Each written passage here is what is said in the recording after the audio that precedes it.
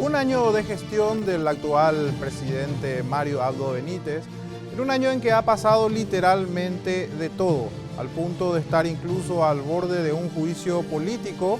Hoy analizamos precisamente este un año de gobierno. Bienvenidos a Confrontados.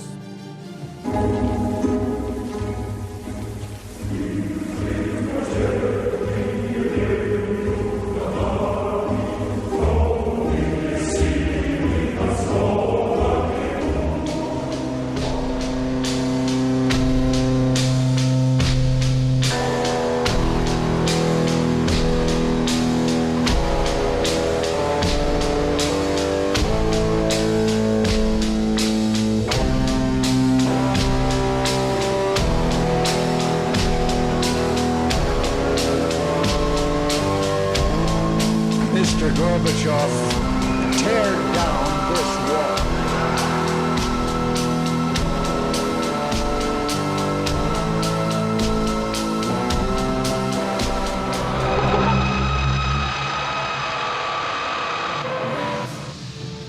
Muy buenas noches, familia, ¿cómo están? Cuando son puntualmente las 21 horas arrancamos con una nueva entrega de Confrontados. Hoy estamos tocando un tema que, bueno, por supuesto va a ser muy dividido, porque por ahí decían que precisamente la virtud de la democracia es en que no estemos precisamente todos de acuerdo, porque el día en que estemos todos de acuerdo, ese día surge la tiranía. Precisamente vamos a analizar en qué contexto de repente este gobierno ha sido positivo y también negativo, ¿por qué no?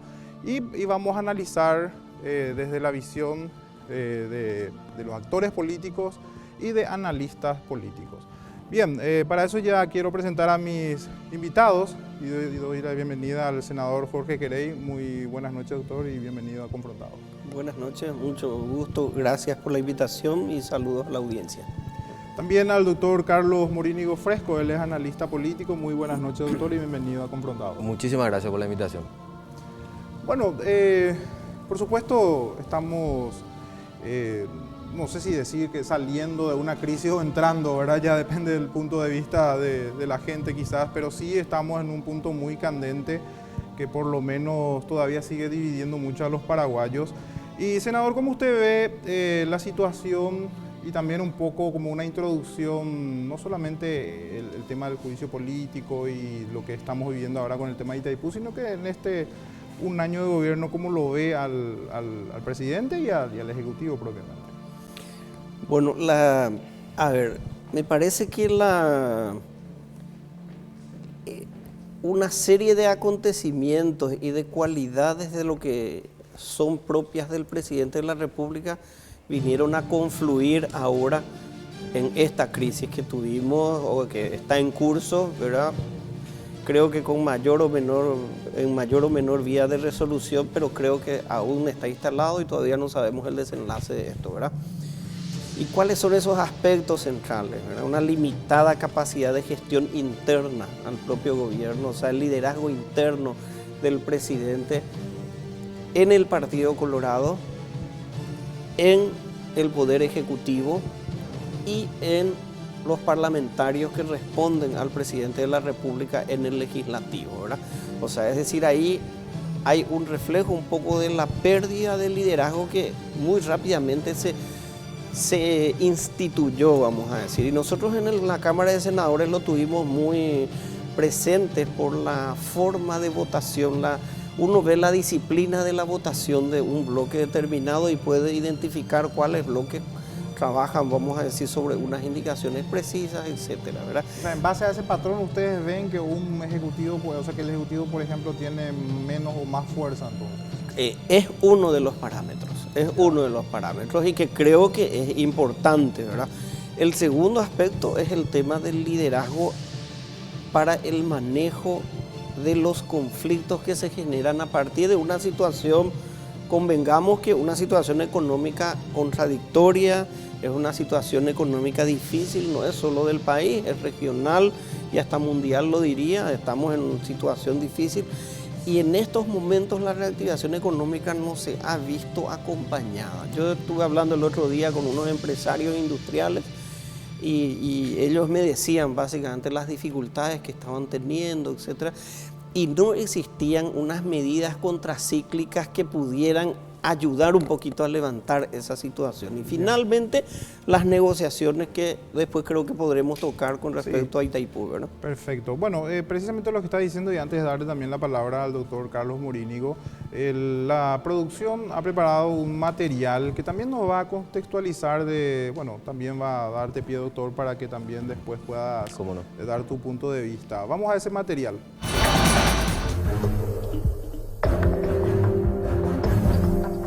Crónica de un casi juicio. Paraguay tiene que ser un país serio. Ya no podemos ser un país pillo. Tenemos que ser un país serio.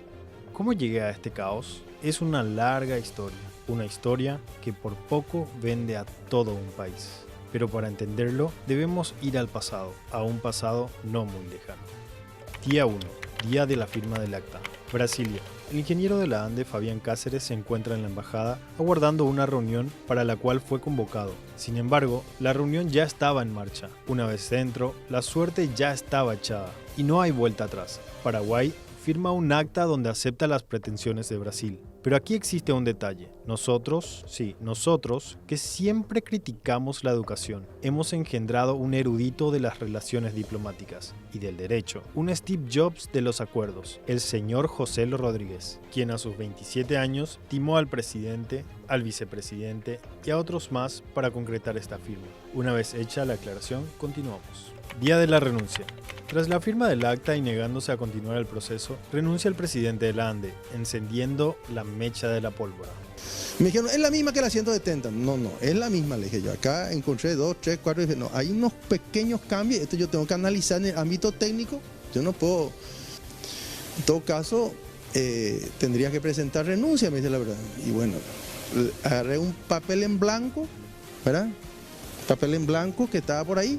Le dije, acá está mi renuncia, redacté una escueta renuncia a mano, le entregué, me fui yo personalmente, hice fotocopia, le pedí un recibido, le entregué.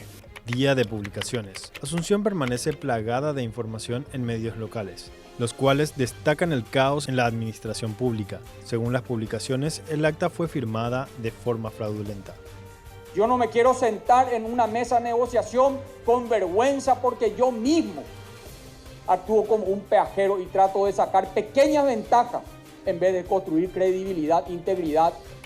Día de defensa. Las nuevas autoridades y los diferentes sectores industriales ligados al gobierno defienden el acta firmada, señalando que es un beneficio para el país y que ya no seremos pillos ni peajeros. Día del repliegue. El canciller Castiglioni, en conferencia de prensa, afirma que Paraguay solicitará la anulación del acta. Ha sido objeto de una gran desinformación que fue aprovechada para una gran manipulación política. Hemos decidido solicitar a Brasil la colocación de las altas partes en el transcurso de esta semana que se inicia, donde solicitaremos la anulación, el dejar sin efecto el acta bilateral. Día de segunda defensa. El vicepresidente presenta su alegato ante el Congreso afirmando que toda negociación corrió por parte de un chico de 27 años, quien fue capaz de engañar a todo el Estado paraguayo y negociar con Brasil a espaldas de las altas partes guaraníes. Día de negociaciones. En Brasilia, Bolsonaro entrega una salida de emergencia a Abdo, la captura del doleiro de los doleiros, Darío Messer, con el fin de presionar para negociar con el cartismo, sector fundamental para la concreción del juicio político. O problema do Paraguai é que o impeachment ali você faz em 72 horas. A gente não vai interferir na política do Paraguai. Me dou muito bem com o marido. Não, denunciado e faz um outro, não tem problema nenhum. Vai refazer o acordo. Pode refazer o acordo, sem problema nenhum. O senhor falou com o presidente do Paraguai? Aí é confidência. a disposição deles em refazer esse acordo. Mientras tanto, en Bruillaroga, una serie de negociaciones busca desarticular un inminente juicio político reunión tras reunión. Día clave para el juicio político. Todos los medios afirman que los números están dados para iniciar el juicio, mientras siguen las negociaciones. Se anuncia la aceptación de Brasil de anular el acta firmada. Las negociaciones por los votos del juicio dan sus primeros frutos y la bancada de HC descabalga de su intento de juicio político. Tras desactivar el juicio político, en una conferencia de prensa afirman que el Paraguay está primero y que no se descansará, caiga quien caiga. Tras conocer todos los antecedentes, ¿cómo se separarán los traidores de los patriotas? ¿Cómo continuará la relación del presidente y su vicepresidente? ¿Qué beneficio pedirá Brasil tras el salvataje? ¿La figura del juicio político es solo una jugada estratégica para los sectores políticos o es realmente beneficiosa para el país?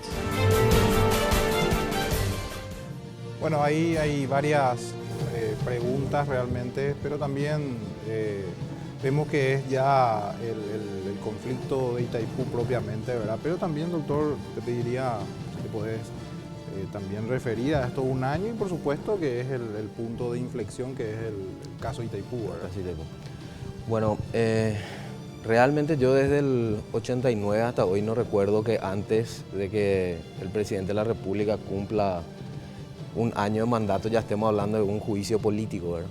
O de un presidente que ya haya perdido a gente importante que le rodeaba, como es su canciller o su embajador en Brasil o un director de una de las binacionales, ¿verdad? Que se forzó esto en base a este tema que todos sabemos, ¿verdad? Entonces, a mí me parece que eso demuestra un poco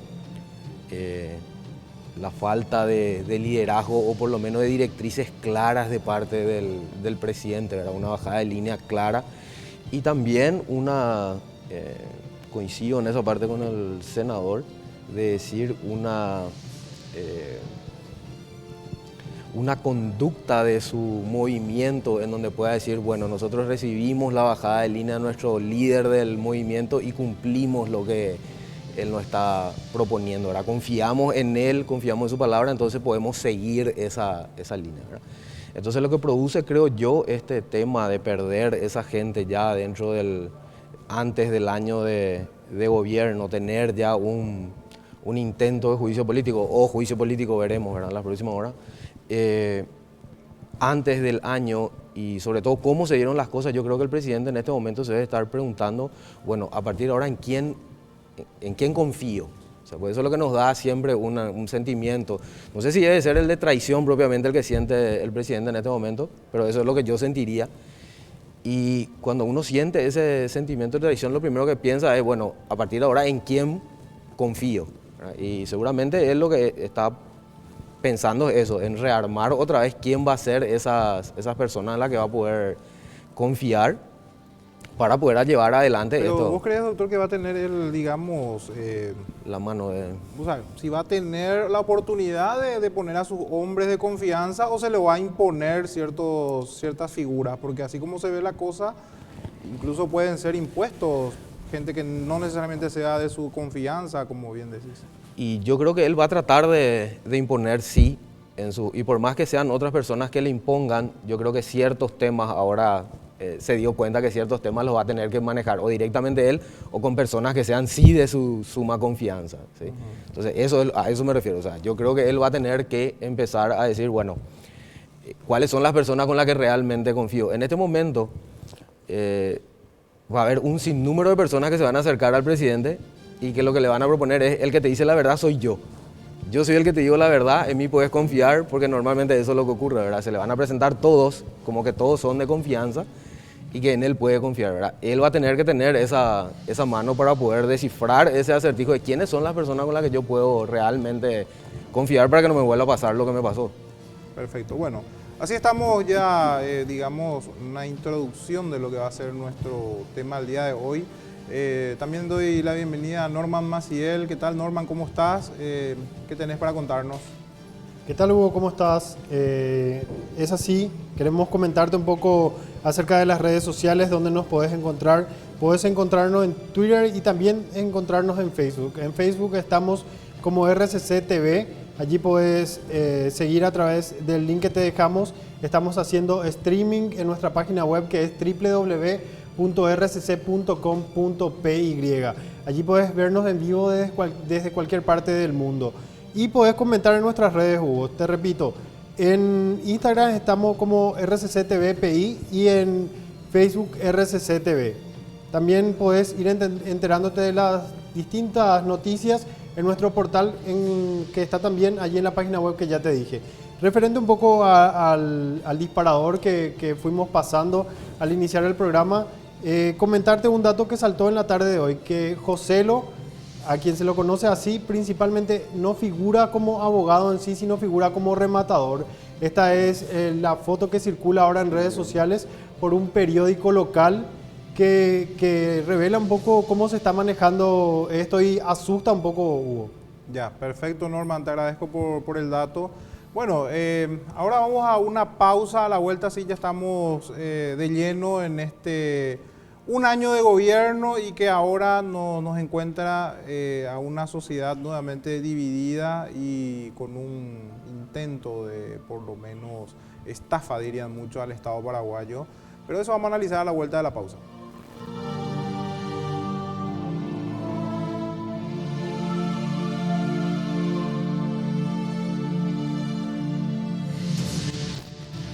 Ya estamos de vuelta al segundo bloque de Confrontados.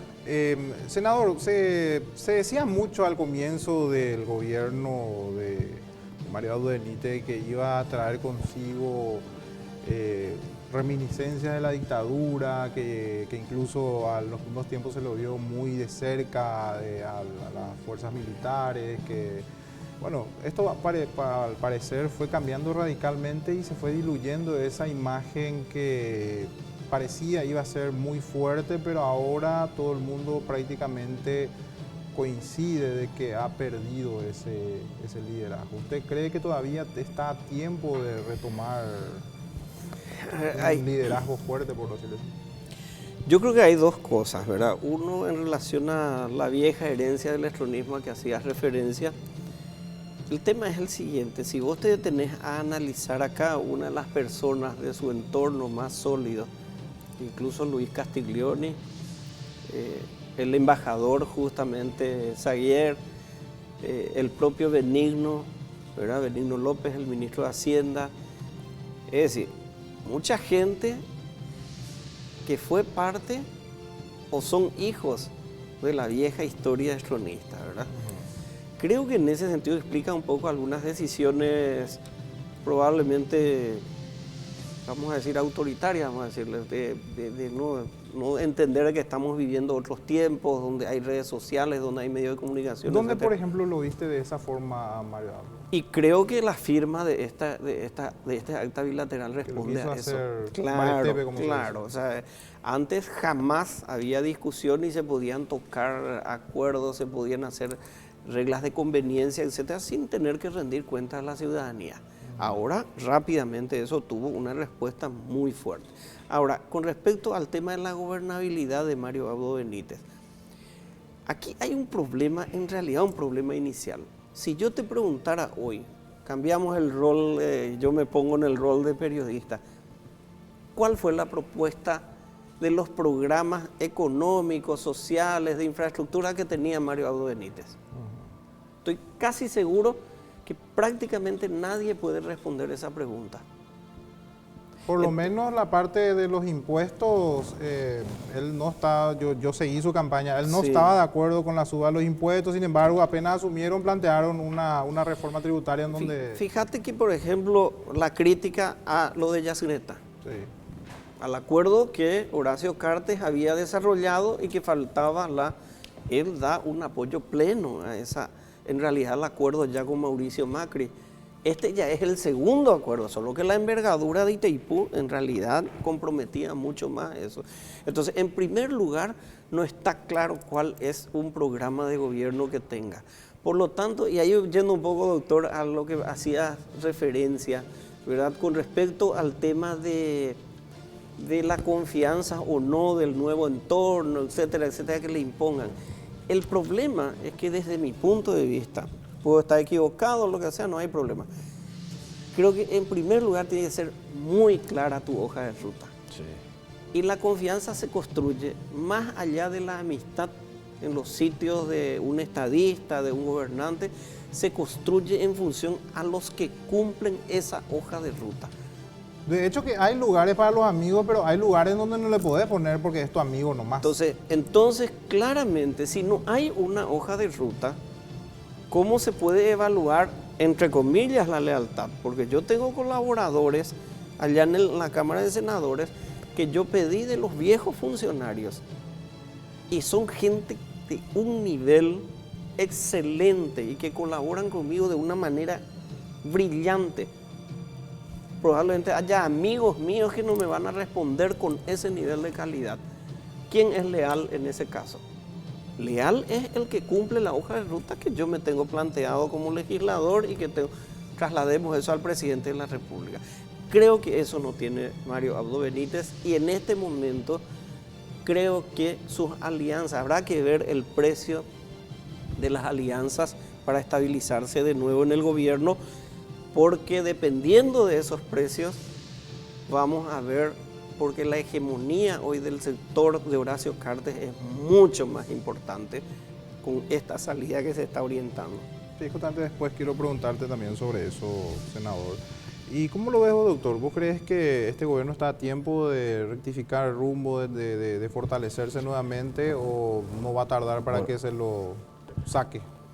Le quedan 4 años todavía, ¿verdad? Eso es lo... Sí. Lo que sí veo es que se presenta la siguiente situación, que es, en un principio, si Mario Abdo tenía cierta aceptación de algunos sectores independientes y demás que están fuera del Partido Colorado, con estos sucesos que tuvimos en estos días, creo que esa parte va a perder un poco, esa parte de la persona que no está afiliada al Partido Colorado y demás. Eso que vos preguntabas al iniciar el bloque, decir, bueno, cómo se va a empezar a manejar y con esto que vimos hoy, ¿verdad? Tanto en la Junta como en el Palacio, de las hurras y demás al presidente y el apoyo, pareciera ser, haciendo una relación con el fútbol, pareciera ser que el director técnico que le están por sacar y los directivos dicen no tiene todo nuestro apoyo todavía, ¿verdad? Si no le vamos a sacar, ¿por qué no tenemos que demostrar el apoyo, ¿verdad? Entonces yo creo que el presidente va a tener que empezar a dibujar ese plan y yo creo que su primera interrogante va a ser, bueno, nuestra campaña era el marito de la gente, pero ahora voy a tener que empezar a pensar un poco también en el marito del Partido Colorado, ¿verdad? De no descuidar eso porque pudo haber sido que los que me están dando este sostén ahora es realmente el partido, ¿verdad? Entonces, a ver cómo va a manejar esa situación de decir, y eso puede hacer que ese rompimiento con la gente que no estaba afiliada al Partido Colorado y que tenía cierta...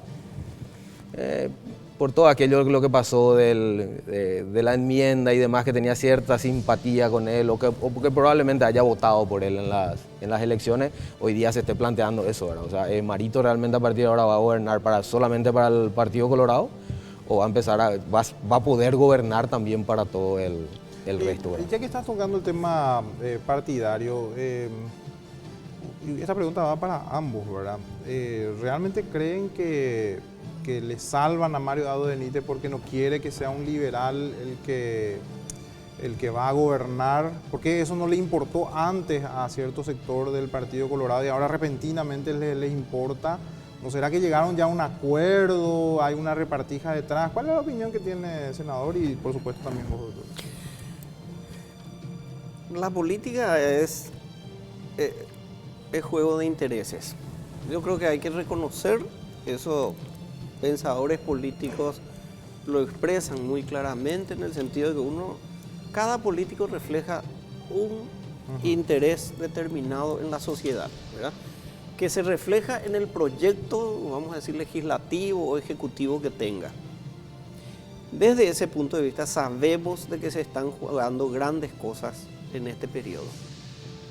Lo de Itaipú, todo el tema energético, y cuando hablamos de todo el tema energético, estamos hablando de miles de millones de dólares. Y para que, yo trato de ser práctico, yo soy médico y docente, ¿verdad? Entonces en general trato de ser un poco práctico. Fíjense que ese detalle del acta que ponía el límite entre 100 megawatts, bajaba de 300 megawatts a 100 megawatts, los técnicos me explicaron que esos 200 megawatts significan 1.500 millones de dólares al año, vendido en el sector privado energético del Brasil. Eso es lo que está en juego. O sea, estamos hablando de grandes intereses. Segundo, Si nosotros nos equivocamos aquí como país en la negociación, en la renegociación del anexo C del Tratado de Itaipú, probablemente vamos a estar perdiendo la oportunidad de dar un salto de un país pobre, de un país subdesarrollado como somos hoy, a un país de mucho mejor bienestar para la gente, porque estamos hablando de la necesidad de grandes recursos. Con nuestra capacidad de endeudamiento, igual no vamos a alcanzar. Fíjate que el endeudamiento que tuvimos en los últimos años, en 5 años con Horacio Cartes y ahora otra vez, triplicamos nuestra deuda externa. Triplicamos nuestra deuda externa. Lo cual nos pone en una situación de que alguna vez tenemos que pagar esa deuda. Ahora comenzamos, pero eso se va a ir incrementando. Entonces en realidad el tema de Itaipú es un tema de apuesta grande a que nos convirtamos por fin un país en el que todos soñamos, en el que todos pensamos. Cualquiera de las personas de la audiencia del programa puede pensar cómo sería la ciudad que quiere vivir, cómo sería el país que quiere vivir, en qué tipo de rutas quiere transitar, qué tipo de transporte público quiere tener, qué tipo de trabajo quiere tener, qué tipo de educación quiere tener. Eso es lo que se juega. Doctor, ¿qué hay detrás de este acuerdo tan repentino y que de repente ya les preocupa que sea un liberal el que ocupe el cargo y antes no le interesaba? Eso es lo que me preocupa, ¿verdad? Porque en un primer momento el discurso fue... caiga en quien caiga. Caiga en quien caiga, el juicio político, apoyamos el juicio político, se va a ir al juicio político, los votos están y no hay vuelta atrás, era más o menos la situación. Y sin embargo, pues uno se da vuelta a esa situación y dice, no, o no es el momento, o ya está reparado el daño, o algunas otras cuestiones, ¿verdad? Las bases nos lo solicitaron también, porque van a escuchar eso que es, nos reunimos con ciertas personas y las bases del partido también piden de cómo le vamos a entregar hablando rápido, ¿verdad? Cómo le vamos a entregar a un liberal el gobierno, ¿verdad? Que eso no le vamos a perdonar. Entonces estamos entre uno que puede ser un entreguista, pero el otro que puede ser catalogado de traidor al partido, ¿verdad?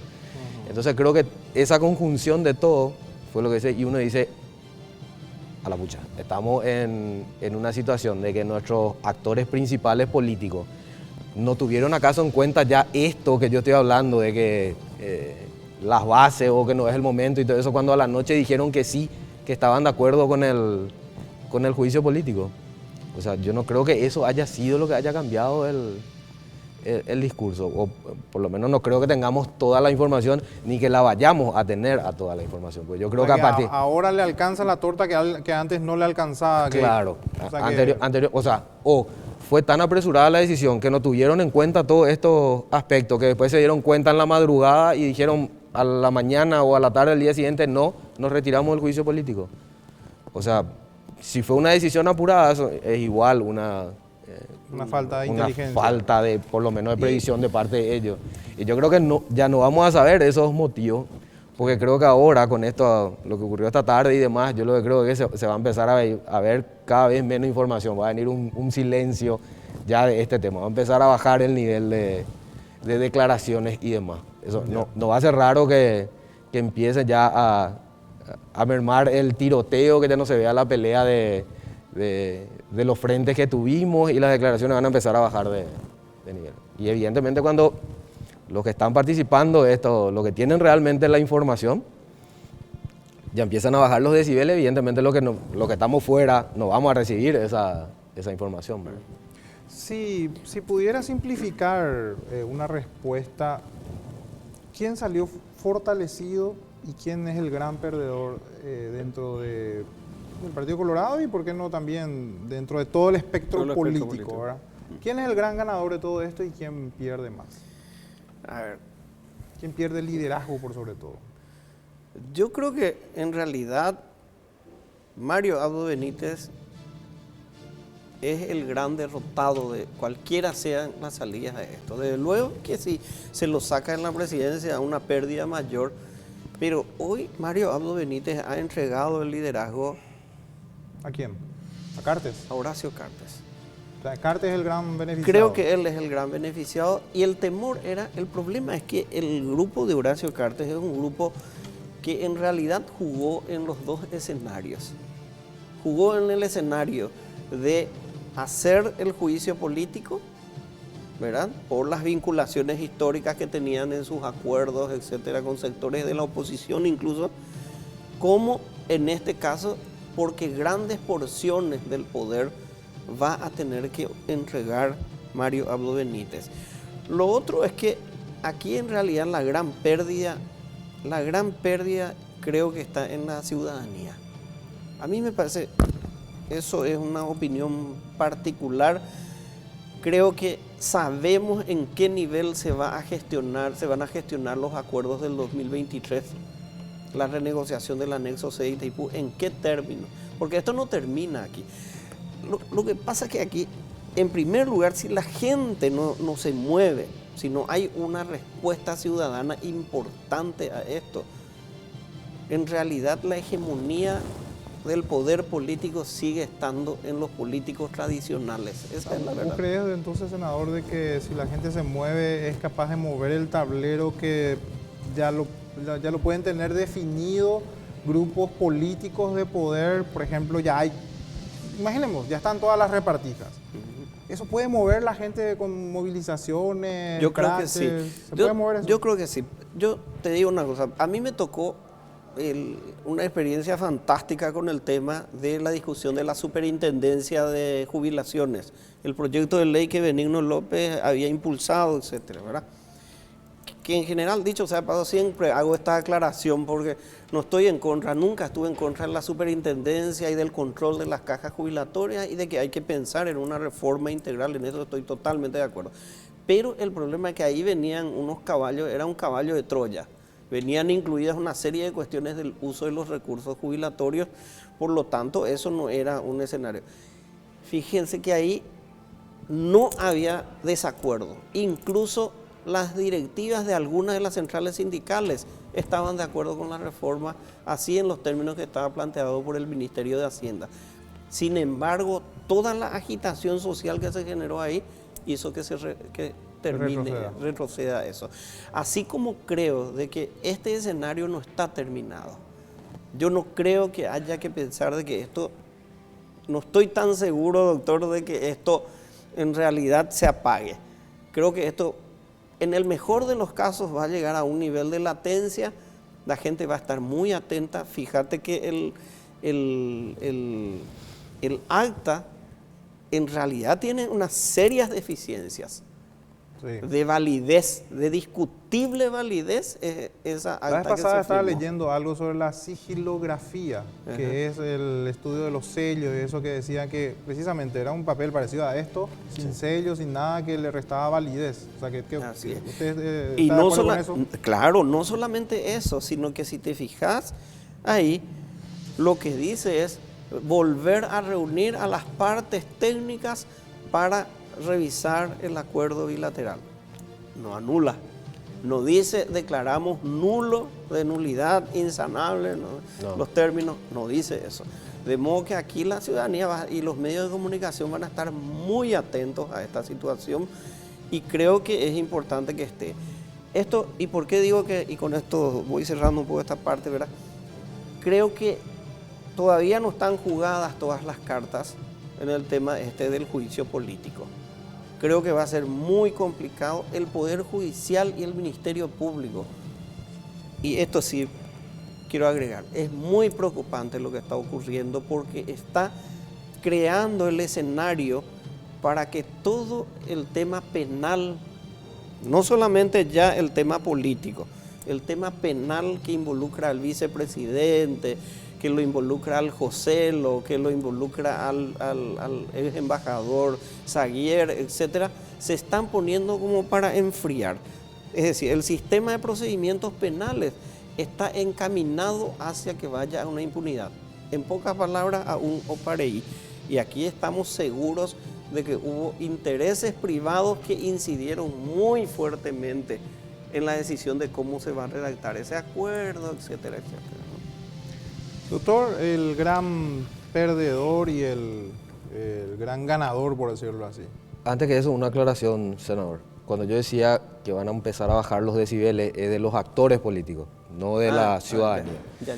Yo lo que veo es un Pedro Ferreira o un Velázquez que van a empezar a bajar los decibeles y ya no vamos a tener. Hoy mismo cuando salía Ferreira de su reunión con el presidente ya decía, yo ya informé todo lo que tenía que informar, no tengo mayormente ya ninguna aclaración, ya empezó a hablar de la seguridad y demás tipos de cosas. Entonces para mí eso ya es como un mensaje, decir, bueno, hasta acá llegó más o menos lo que yo les voy a contar, ¿sí?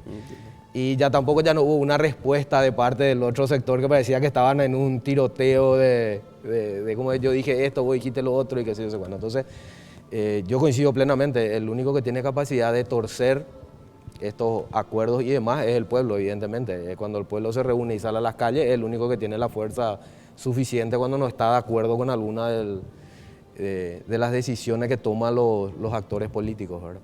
Y con respecto a quién es el gran ganador o quién es el gran perdedor.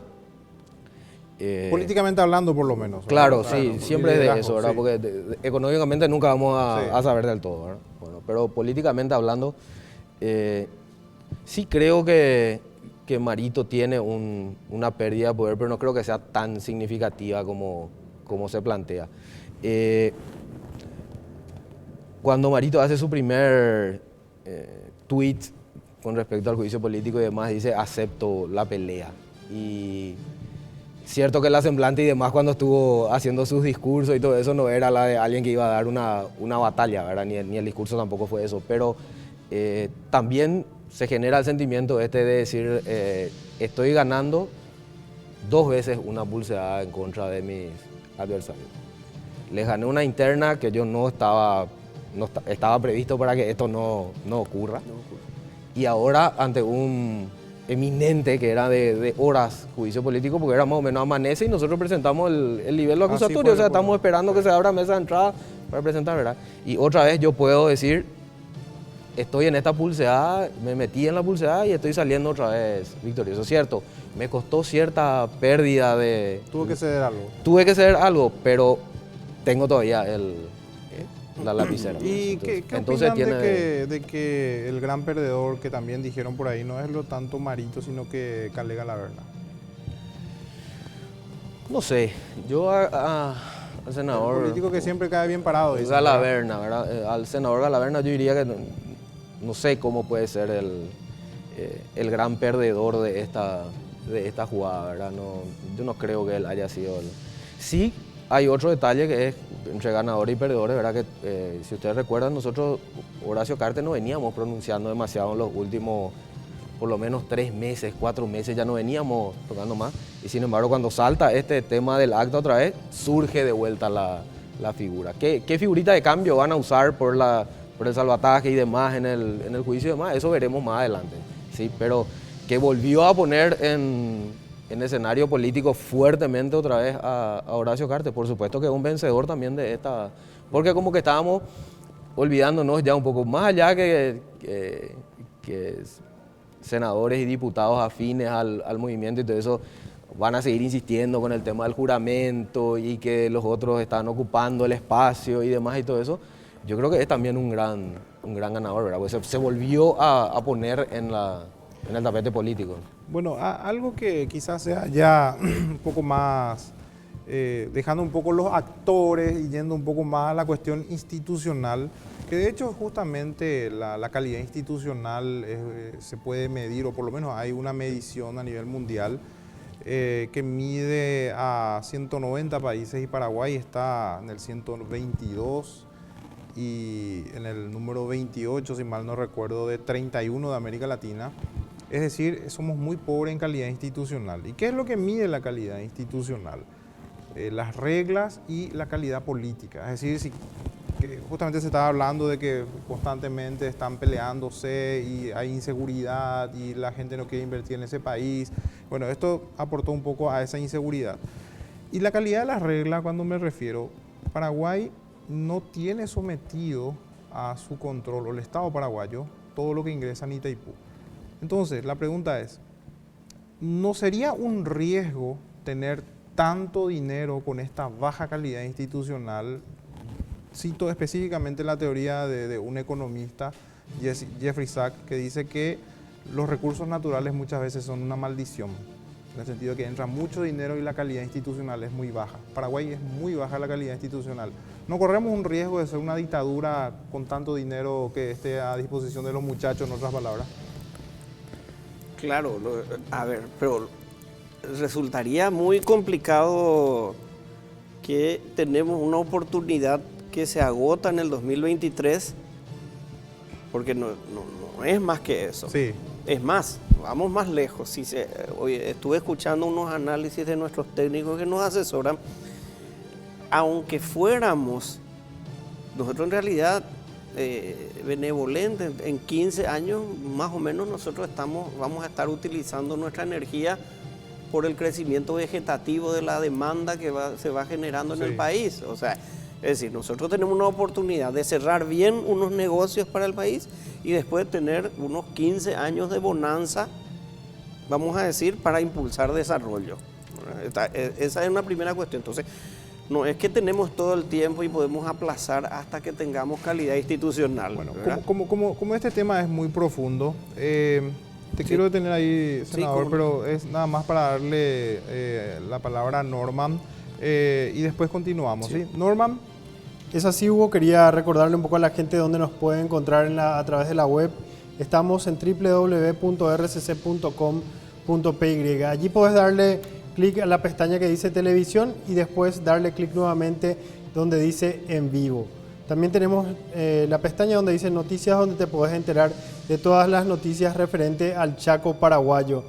Y tenemos nuestras redes sociales. Estamos en Instagram como RCC TVPI y estamos transmitiendo en vivo a través de Facebook en RCC TV. Tenemos un número de WhatsApp que aparece allí en pantalla.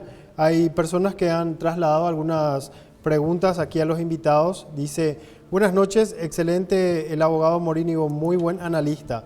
¿Creen que Messer es el as bajo la manga de Marito? Le traslada la pregunta. Sí, que vamos, te hago todas las preguntas y después... Para que... Ok. Después dice otra persona: ¿qué debería hacer el presidente con relación a Hugo Velázquez? Y por último dice: ¿qué opinan de Pedro Ferreira, que no le da la cara para debatir? Esas tres preguntas son las que nos traslada la audiencia. Perfecto. Y bueno, que pueden contestar también todas juntas, no hay problema. Cerrando un poco la cuestión institucional, entonces usted cree, senador, de que no hay problema si recibimos ese dinero y después resolvemos la cuestión institucional, o tendríamos que ya estar pensando... No, hay que resolver simultáneamente. Sí, lo que digo es que hay un calendario de negociación, una fecha tope de esa negociación, y hay una ventana de 15 años que podemos darle una gran utilidad a esos recursos. Ahora, la construcción institucional creo que es absolutamente fundamental. Por eso que, y volviendo un poco al inicio de la conversación, cuando decíamos, Mario Abdo Benítez, no sabemos cuál es su proyecto estratégico, sus metas, etc. ¿Por qué? Porque yo no soy empresario, pero le traslado a los empresarios. ¿Qué es lo primero? Que tienen metas económicas, de costos al año, etcétera. Tiene que tener una tasa de retorno al tercer año, su inversión tiene que estar más o menos cubierta, etcétera. Es decir, 3 a 5 años. Previsibilidad, en otras palabras. Previsibilidad, ¿verdad? Y ahí, solamente ahí uno puede hacer un tablero de control con indicadores que nos vayan diciendo hacia dónde vamos evolucionando. Entonces, ese es el gran desafío de la presidencia de la República. Esté quien esté, debe ser previsible y evaluable lo que se va planteando. ¿Por qué? Porque hoy creo que aquí la red tiene mucha llegada a nivel del Chaco. La gente del Chaco debe saber cuál es el proyecto vial y cómo va a impactar todo el paquete de obras de infraestructura que están pensados para unir el Océano Atlántico al Océano Pacífico, ¿verdad? Entonces, ¿cómo va a impactar en la productividad de eso? O sea, se debe saber cuál va a ser la inversión en tecnología que se va a hacer para desarrollar el Chaco. Es decir, deben haber metas muy concretas de tal manera a que sepamos cómo ir evaluando eso. Y finalmente, digo, aquí un detalle que olvidé es que tenemos que ser conscientes de que aquí hay intereses geopolíticos muy importantes. Seremos un país pequeño, pero respondemos a intereses geopolíticos muy importantes. No es al pedo que Jair Bolsonaro esté tan involucrado actualmente con la crisis que hay en Paraguay. Ustedes se dieron cuenta que ha intervenido de una manera hasta grosera en algunos casos con respecto a la situación interna. Lo mismo digo con respecto a las expresiones del embajador americano, ¿verdad? Más allá de acuerdos o desacuerdos, ideologías, etcétera, dejemos de lado un poco eso, ¿verdad? Pero en realidad eso nos demuestra información muy clara. Darío Messer ya estaba detectado hace meses, si no ya detenido en ese departamento en São Paulo. ¿Sí? ¿En qué momento se saca a luz pública o se lo detiene a Darío Messer? En un momento de oportunidad política donde entra a ser un factor clave, importantísimo, para torcer la voluntad de uno de los sectores políticos claves para el momento de decidir o no el juicio político. Doctor, la institucionalidad y el dinero que vamos a recibir, y también si querés responder ya las preguntas que hicieron la audiencia. Por supuesto que tenemos que mejorar nuestros grados de institucionalidad.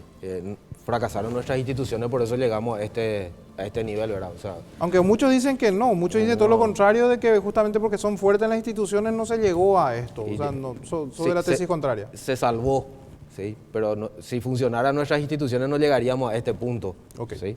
No tendríamos un Joselo paseándose y... Correcto. Entonces, eso por un lado. Por otro lado veo yo que sí tiene un problema comunicacional el gobierno, evidentemente, o no saben expresar lo que están pensando o directamente falla en su plan comunicacional. No me parece que se tenga que estar manejando por WhatsApp o con ese tipo de cuestiones tan importantes como el tema energético para nuestro país. Nosotros no tenemos recursos naturales abundantes para poder decir, bueno, pasemos al segundo plano. O sea, nuestro principal recurso natural es el agua que proviene de nuestros ríos que hacen hidroeléctricas. Eso se rescató mucho de que por WhatsApp se manejó algo tan delicado. O sea, tan delicado y era por WhatsApp. O sea, y uno dice, no, a él me presentaron como no sé quién y uno dice, no alzaste el teléfono a llamar a preguntar si era realmente... O sea, y por otro lado, el tema que vos planteabas de la tiranía un poco del dinero cuando nuestras instituciones son, por supuesto que es un riesgo grande. O sea, nosotros sabemos que hay tiranía del petróleo, que hay tiranía, que hay países que hasta hoy día están... Del diamante, que sí, hasta hoy día están pagando, o de todos esos recursos naturales que de repente un pueblo tiene en abundancia, sí, y también puede generar un problema, ¿verdad? Entonces uno tiene que tener un poco esa medida. De instituciones somos pobres, por supuesto que somos pobres. Tenemos que apuntar y sobre todo depende mucho, yo soy de esa teoría, depende mucho de la gente, del pueblo, de que las instituciones funcionen. O sea, se tiene que convertir en contralor, la ciudadanía se tiene que convertir en controlador de las instituciones y haga que funcionen las instituciones. Con respecto a la consulta, si ya respondemos, sí, evidentemente que lo de Messer fue una jugada que tenían reservada por lo menos, ¿verdad? Yo tampoco creo que haya sido que... miren, justo ahora encontramos a Darío Messer, el nivel de importancia que puede hacer la información que tenga Darío Messer, que haga tan importante que dé la vuelta a su decisión, Honor Colorado y demás. Bueno, eso sabremos un poco más adelante seguramente, ¿verdad? Pero creo que fue una conjunción de cosas. Darío Messer fue un punto más para torcer la primera decisión. Por supuesto que habrán analizado esa situación. Pero yo también a eso le pongo un poco de condimento y digo, las bases del partido también habrán. O sea que se presume entonces de que Messer fue el que influyó para que Honor Colorado retire el juicio político. Yo no creo que haya sido la única. Eso es lo que pareciera ser que pretenden con la pregunta plantear de que lo único que dio a torcer, o sea, es como que el as de la manga y lo que hizo que vos retires tu decisión y vayas otra vez en contra del juicio político fue O sea, la pieza clave de eso fue Darío Messer. Y yo creo que no pudo haber tenido su importancia, no niego, tiene su importancia ese aspecto, pero no creo que haya sido lo único que haya hecho. Y bueno, yendo también volver a atrás. lo que preguntaron ahí nuestros televidentes, Pedro Ferreira y también el vicepresidente, ¿por qué se rehuyó de repente a un debate? ¿Por qué empeñados en no aclarar todos los detalles? ¿Y qué es lo que hay detrás? ¿Qué opinión se merece eso, senador? A ver, a mí me parece que no hay que dejar de reconocer la importancia de que esto haya ganado estado público a partir de las expresiones del ingeniero Ferreira. ¿Sí? O sea, en primer lugar... Muchos también dicen, eso. ¿por qué no lo dijo ya el 24 de mayo? ¿Por qué no lo dijo? Y hay otras Sí. explicaciones, etcétera. Sí. En realidad, creo que en términos de ese debate, desafío que el vicepresidente puso con respecto a Ferreira, me parece que en una situación en la cual ya hay un compromiso tan serio, incluso con derivación penal, en realidad irte a un debate público, etcétera, con la persona que es la contraparte, creo que es muy arriesgado. Creo que no. ¿Se justifica entonces que No sé si se justifica, pero creo que en realidad aquí el doctor es abogado, ¿verdad? Puede decirme, pero el compromiso que uno asume, acordate que las palabras que se las dice, el José lo está comprometido por lo que dijo, el presidente está comprometido por lo que dijo, ¿verdad? Se le perdió el celular, una cosa así. O sea, ahora se le perdió el celular, hay muchos problemas en ese sentido. Lo que sí creo es que otros elementos que van produciendo esas presiones vienen desde Brasil. No es al pedo el tema de el tema de la prohibición de no importar reales al Brasil. Sobre eso quiero específicamente también tengo una pregunta al tema de la presión de Brasil, ¿verdad? Norman, ¿qué tenés para decirnos? Sí, hemos encontrado en las redes, estamos indagando un poco, Hugo, y encontramos a Gaby Rodríguez, quien defiende un poco a Joselo, es un poco la contraparte de esta historia. Dice: Joselo es abogado, culminó sus estudios en el año 2016, no figura en la nómina de la Corte porque está ejerciendo como rematador y está dentro de las incompatibilidades de la abogacía. ¿Esto es así, doctor? Sí, tenemos que ser claros también. O sea, uno termina la carrera de abogado y recibe su título por la Universidad Nacional de Asunción o la universidad que quiera o la facultad. Creo que Joselo sí es de la Universidad Nacional de Asunción. Lo que habilita la matrícula es el ejercicio de la profesión en un juicio y demás. O sea, yo puedo ser abogado, tener mi título de abogado, y si yo no voy a ejercer la profesión de defensa en juicio y demás a una persona, yo puedo obviar mi matrícula de abogado. Y sí hay ciertas incompatibilidades, por supuesto hay ciertas incompatibilidades. Yo puedo ser abogado y soy escribano público también, pero tengo que optar por una de las dos, una matrícula de abogado o una matrícula de escribano, ¿verdad? Entonces, otra consulta. Él es abogado, pero si él decide no ejercer, él no necesita tener una matrícula de abogado. Ah, ok. O sea, si él no va a intervenir en puede ningún fungir juicio. de asesor entonces en ese Sin sentido. problema. Y hay otra consulta más. Hace rato hizo un paralelismo con respecto al fútbol. Sí. ¿Verdad? ¿Qué jugadores debería de sacar Marito de este partido? ¿Quiénes más o menos son los que, leyendo el partido, el hilo del partido, no están funcionando? Para ambos la pregunta. Mira, ¿quieres responder primero, senador? ¿Sí? Sin problema. Por supuesto que en esta primera parte lo que va a tratar, haciendo el paralelismo, lo que va a tratar de reforzar es su sistema defensivo, ¿verdad? Va a empezar uno normalmente va a ver en el arco en quién confía, va a poner en el arco y demás, y va a ver su defensa como arma. Una vez que pase el estado de defensa, entonces ahí recién va a poder planear, bueno, cómo seguimos adelante para ir a conseguir, si es que tenemos ese plan de gobierno, cómo vamos a conseguir esto, ¿verdad? Hasta hace unas horas, no es que no había ese plan de gobierno, es que no había gobierno, porque estaban amenazados con un juicio político que parecía inminente. Entonces, en este momento, pasada la defensa... ¿Esto se desactivó completamente o sigue un poco latente? Por el momento sigue latente, ¿verdad? Hasta que no, digamos, bueno, efectivamente no hay los votos y no se someta a votación y demás, sigue latente, ¿verdad? Pareciera ser, pero como uno sabe, el juicio político se trata de los números y al decir Honor Colorado y demás que no va a acompañar, parece ser que los números no alcanzan. Y también otros sectores independientes del Partido Colorado que ya dijeron que no se van a sumar al. Entonces para mí, lo que va a hacer es va a reforzar su defensa primero, una vez que consiga equilibrar un poco el juego, a partir de ahí va a poder recién arrancar otra. Y no nos olvidemos un detalle que es el tema del equipo y demás. Al presidente Mario Abdo le costó muchísimo trabajo nombrar a todos sus ministros y a todos los directores de instituciones y demás. No es que en agosto, cuando él asume el año pasado, nosotros a los un mes ya teníamos nombrado a todos los ministros y a todos los directores y todo eso. O sea, nosotros llegamos casi a octubre, noviembre, donde no teníamos nombradas a esas personas todavía, ¿verdad? O sea, no tenía todavía completo el equipo, los convocados no tenía completo. Entonces ahora... Senador, ¿quién tendría que irse quién tendría que pagar por todo esto? ¿Los consejeros, funcionarios involucrados? A su criterio, ¿quiénes deberían dejar el gobierno? En primer lugar, creo que la posición nuestra, por lo menos del Frente Guazú, es, en realidad seguimos en la hipótesis del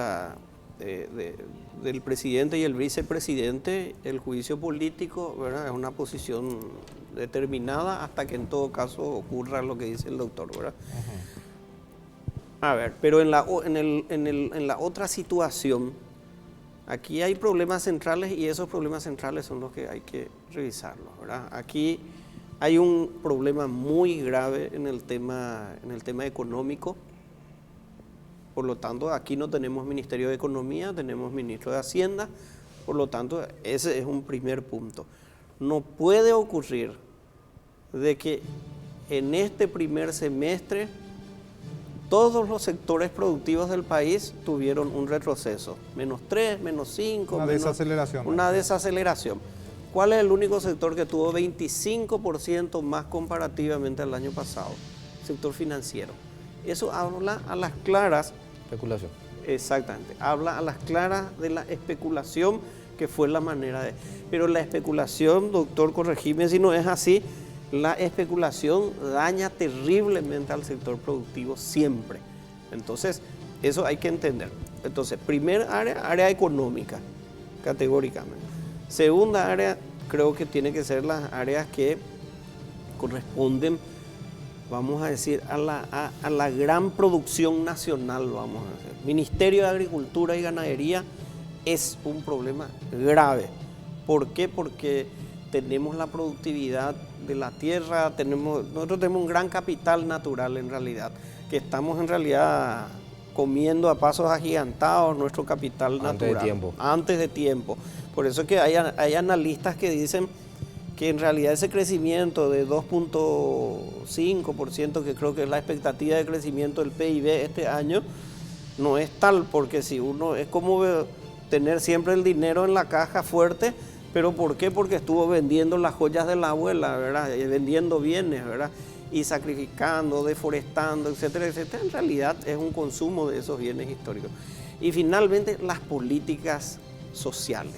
O sea, aquí es insostenible cómo estamos manejando la salud y la educación en el país. Es insostenible. Me parece que nosotros tenemos que pensar muy firmemente en esos aspectos. Hoy la salud está en franco deterioro y hay un sector que sufre todos estos aspectos, el económico, el desarrollo, la infraestructura, la productividad, etcétera. Y son esas 800.000, 900.000 personas que hoy, mientras estamos aquí, no tienen que comer. Y 2,5 millones de pobres. Eso no es tolerable, no hay ideología ahí. No es de cristianos, no es de musulmanes, no es de izquierda, no es de derecha. Eso es intolerable para cualquier sociedad que quiera desarrollar a su país, que quiera crear reglas más justas de convivencia. La desaceleración económica que está mencionando el senador, ¿tiene que ver con este gobierno o es algo que ya está heredando del gobierno anterior? A ver, cuando el senador decía tenemos desafíos como es durante este periodo va a ser el negociar el Tratado de Itaipú, sentarnos a la mesa con Brasil, sí. Un paso previo es, vamos a sentarnos a la mesa nosotros mismos los paraguayos para saber a dónde queremos llegar, porque si nosotros nos sentamos a la mesa a negociar con Brasil sin antes haber consensuado nosotros qué es lo que queremos para del 2023 en adelante, no nos va a ir bien, ¿verdad? Primero tenemos que hacer el consenso primero nosotros. Economía y política siempre van de la mano. Eso es, pareciera ser que nosotros, una crítica al sector de los actores políticos nuestros es que pareciera ser que cada vez que venimos más o menos bien en economía, algún evento político ocurre que hace que paremos otra vez o frenemos un poco, ¿verdad? En este caso se dio a la inversa, tuvimos un semestre complicado, sin ser yo un economista, pero es lo que se ve, es un semestre complicado que uno esperaba, bueno, en este segundo semestre vamos a tener un mayor vuelo, ¿sí? Y arrancamos el semestre con este problema político de vuelta, ¿verdad? Tenemos en puerta unas reformas tributarias que no todos están de acuerdo. Sí. ¿Sí? Pareciera ser que se llegó a un consenso, pero eso hay que ver cómo termina. Y otro tema es, Amarito, al presidente se le viene ahora, dentro de muy pocos meses se le viene el presupuesto general de gasto para el 2020. Nosotros va a tener el primer romance o matrimonio de esta crisis, pareciera ser fueron los funcionarios, los sindicatos y demás. Y yo quiero ver cómo termina eso cuando ahora en septiembre, octubre, noviembre se empieza a plantear el presupuesto general de gasto para el año que viene y no van a estar contemplados los aumentos para los funcionarios y demás porque las recaudaciones no dan para eso. Bueno, Entonces, a la vuelta de la pausa vamos a estar hablando más sobre este tema del impacto político y también internacional sobre la economía, porque también estábamos hablando hace rato de que hay un contexto internacional también de que Brasil nos está ahorcando, pareciera ser que a propósito, ¿verdad? Bueno, a la vuelta de la pausa estamos hablando sobre eso.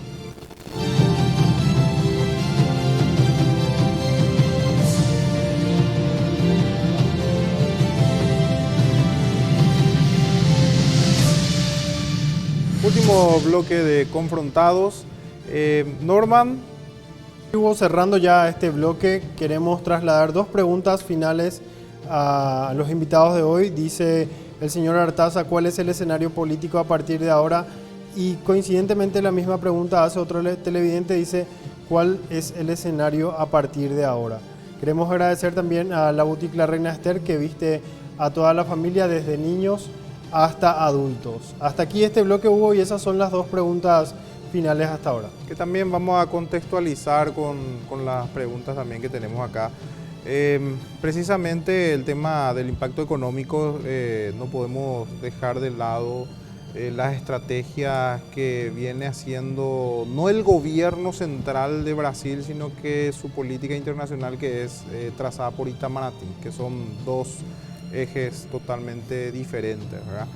Y estamos viendo de que hay llamativamente algunas políticas desde el Brasil que pareciera ser que nos quieren acogotar. ¿Eso es así realmente o es simplemente una ficción?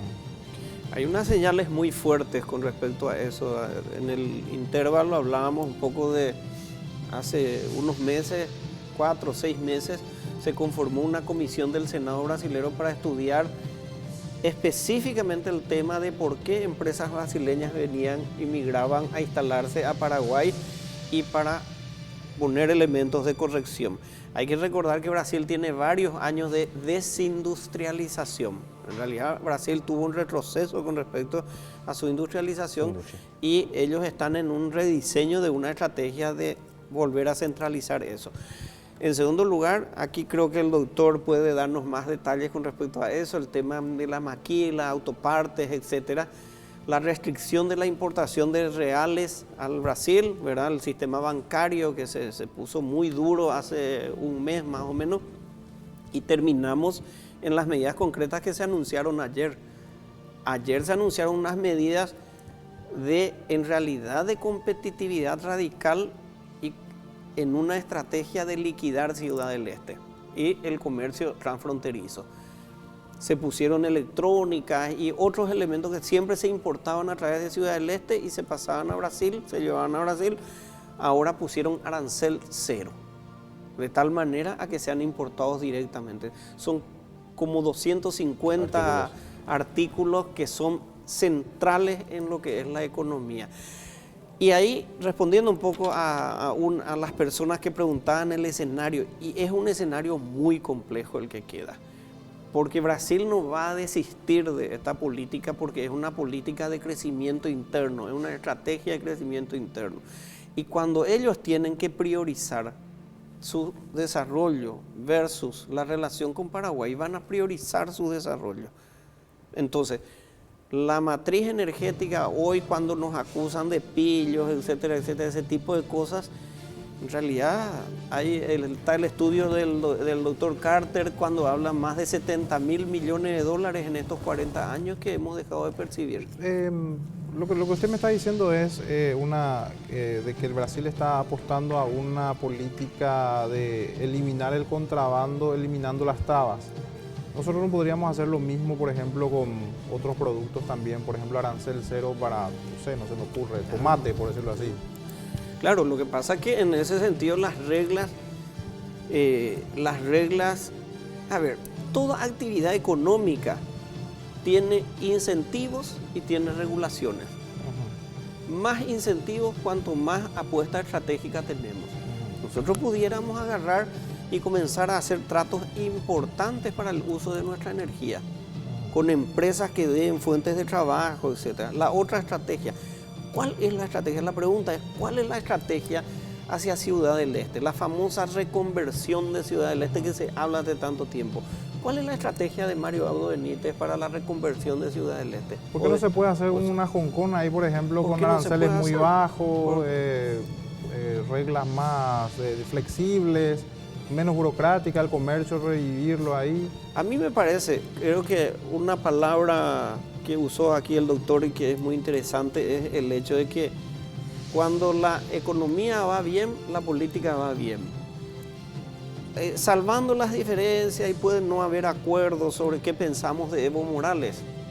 Convengamos que Bolivia, siendo un país pequeño, siendo un país también subdesarrollado como el nuestro, con muchas limitaciones estratégicas por su estado de ser un país mediterráneo, sin embargo, todos los que conocen Bolivia hoy te dicen lo que es. Hoy leí algo de que estaba alabando al libre comercio, ¿o fue un fake news de eso?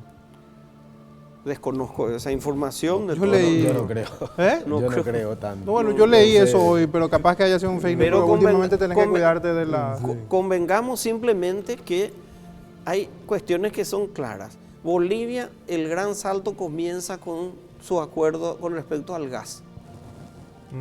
A nosotros tenemos otro capital. Y no solo eso,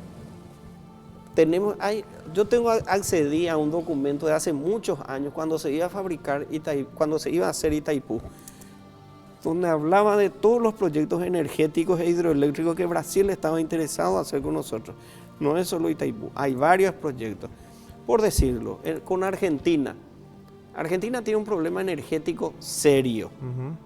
Si nosotros queremos revisar otra vez Yacyretá, por ejemplo, no hay problema. Hablemos de Corpus, no hay ningún problema.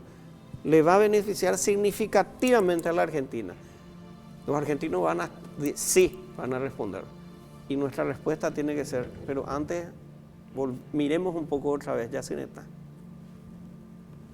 Doctor, con relación a lo que estábamos hablando, ¿hay una política internacional desde Itamaraty o es solo paranoia eso? No sé si hay una política internacional de Itamaraty como tal de querer asfixiar alguna parte de la economía paraguaya, pero sí hay ciertas promesas electorales de Bolsonaro que hizo cuando estaba en campaña, ¿verdad? Y eso fue lo que le llevó, y creo que dentro de una de esas promesas estaba el tema energético para los industriales y demás, ¿verdad? Entonces no nos tiene que extrañar que ellos también están tratando de resolver ese problema energético como política interna, y que nosotros sufrimos eso porque compartimos la hidroeléctrica más grande, ¿verdad? Entonces no sé si es política internacional de Itamaraty o es realmente que Bolsonaro tiene ciertas por llamarlo así, deudas de campaña que había prometido que tiene que cumplir ahora, ¿verdad? Entonces, y por supuesto que siempre la tensión en nuestra frontera, en Ciudad del Este y demás, siempre fue un tire y afloje con el Brasil, ¿verdad? Eso El no es tema de nuevo las ahora. maquilas que se retiraron. Legalmente eso fue el primer, por eso decía yo en el corte, la primera presión se sintió cuando Brasil puso en jaque casi 10.000 puestos de trabajo, que las empresas maquiladoras acá a través de su nucleación saltó a defender y dijo, bueno, gobierno, muévanse, ocúpense de este tema porque estamos poniendo en juego 10.000 puestos de trabajo, ¿verdad? Entonces, por supuesto, ¿cuál es la salida que van a tener estas empresas brasileras que venían a maquilar a Paraguay en caso de que se daba o no se revertía esta decisión del gobierno brasileño? Era que se iban a retirar, ¿verdad? Por supuesto que se iban a retirar. ¿Por qué? Porque los números no le iban a cerrar estando en Paraguay con los impuestos que le iban a aplicar Brasil por considerar esos productos como que no eran de paraguayos, ¿verdad? Pero el tema de los autoparques tiene que ver con un proteccionismo sobre la industria automotriz de Brasil. Nosotros tenemos pendiente una firma, un acuerdo automotriz con el Brasil. Brasil es productor de vehículos, ¿sí? O sea, ellos tienen industrias, fabricantes.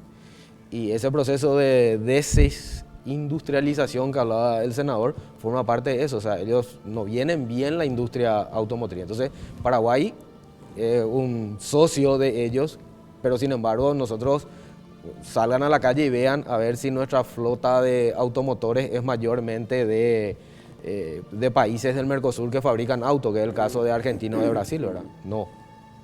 Entonces, evidentemente que van a buscar proteger a su industria y ese tema de los autos usados y demás, van a poner en la mesa de discusión. De hecho que lo hacen, ¿verdad? Y finalmente la última pregunta también que le hice al senador.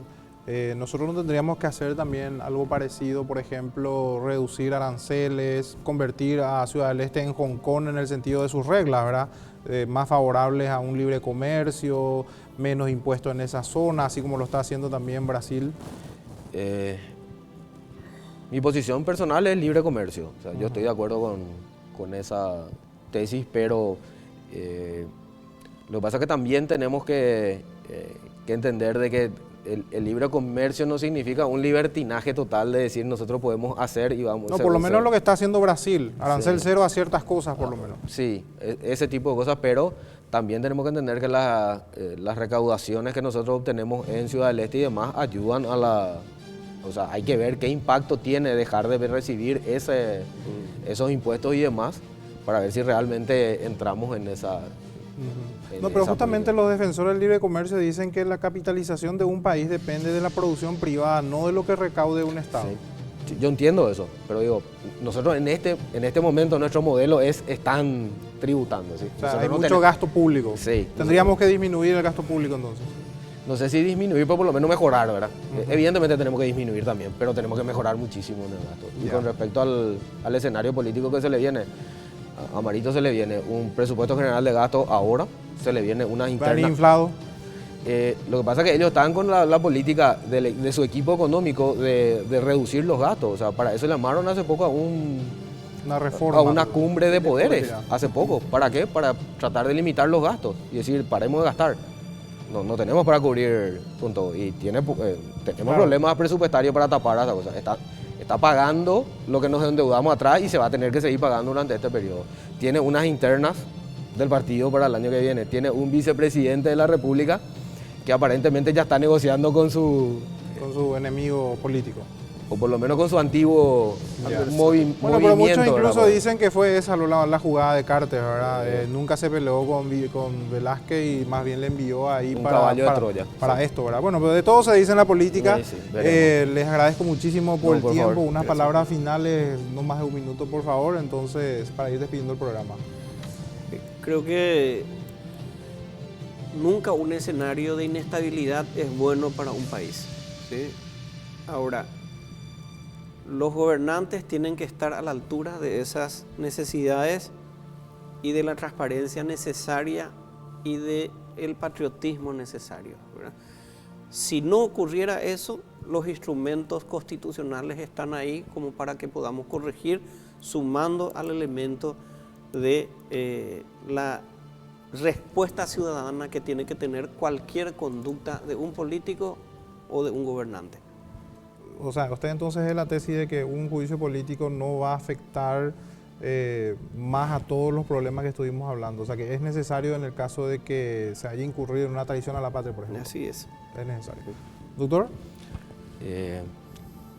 Diría que coincido, el control ciudadano y la participación tiene que elevarse. Si nosotros queremos hacer que funcione nuestra democracia, que funcione nuestras instituciones y demás, el pueblo tiene que participar.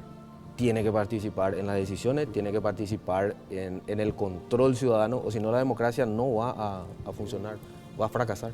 Sí, no, bueno, de hecho que la democracia es esa, la participación de la gente, el poder del pueblo. Anímense a participar, anímense a debatir, anímense a controlar a las autoridades, a ejercer ese control ciudadano, porque eso es lo que nos va a permitir mejorar nuestra calidad de democracia. Excelente. Bueno, mi agradecimiento nuevamente a ambos. Realmente fue muy provechosa esta plática con relación a la gestión del Ejecutivo y bueno, su un año de gobierno y cómo estamos terminando ese año. Bueno, a la vuelta de la pausa ya estamos con las palabras finales. Vamos a estar resumiendo todo lo que hablamos acá. Te espero a la vuelta de la pausa.